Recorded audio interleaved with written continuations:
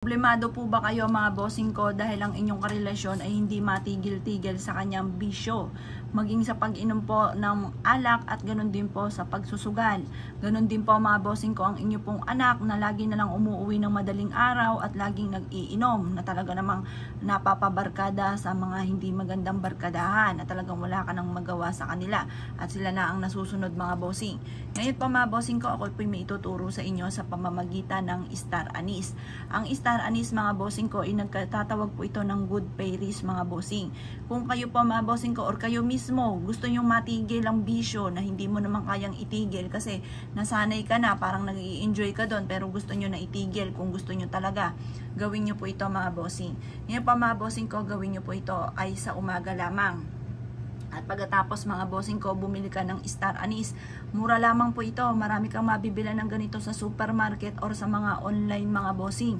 Mura lamang po ito. Ang gawin po ninyo mga bossing ko, bumili kayo ng uling at pagkatapos magsunog ka nitong Star Anise mga bossing ko habang ikaw ay nagwi-wish. Ang i-wish po ninyo ay ganito.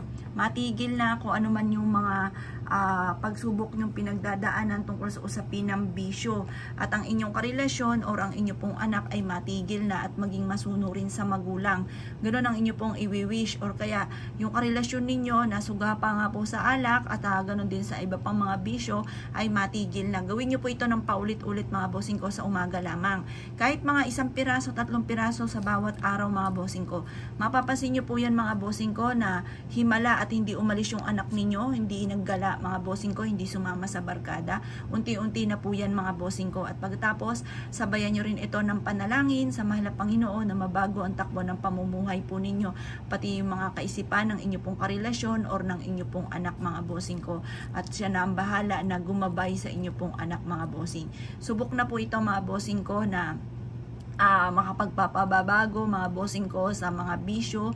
At kasi po ang Star Anise mga bossing ko, lalo na yung nasusunog na Star Anise, nagtatagboy po yan ng mga negative spirit, nagtataboy po yan ng kamalasan. Ito po ay mabilis din na nagpapatupad ko ano man yung mga wini-wish po ninyo kasi nagtatawag po ito ng good spirit. Kung ano yung winish ninyo mga bossing ko, kaagad po yung natutupad. Lalo na kung magsusunog ka ng ganito mula sa main door, tapos ang pinaka-priority ninyo sa may altar ninyo mga bossing. Pwede nga rin po halimbawa, ikaw po ay kailangan ng pera.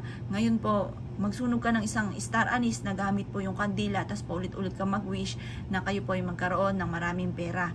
Effective po rin yan mga bossing ko. Kasi yung amoy mga bossing ko ng Star Anise, nagtatawag ng good fairies. Kapag ito ay natawag ninyo, yan po ay kung anong i-wish po ninyo, kaagad po itong natutupad mga bossing.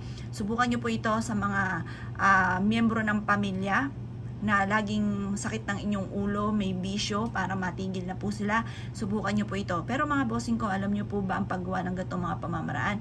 Sikreto lamang. Walang kahit sino man ang mga makakaalam dapat. Or dapat gawin nyo po ito. Sabi nyo, nagtataboy ka lang ng bad spirit. Huwag nyong sasabihin na para matigil yung bisyo kasi gagawa po yun ng paraan para makontra mga bossing. Hayaan nyo na, mapansin nyo na lang na ang taong i-wish ninyo na mabago ay unti-unti mababago mga bossing. Kaya kung ikinaniniwala sa mga gatong mga pamamaraan, sabayan nyo rin ang pagdadasal mga bossing. Walang imposible, makakamit nyo kung ano man yung ninanais ninyo. At good luck po sa inyo po lahat.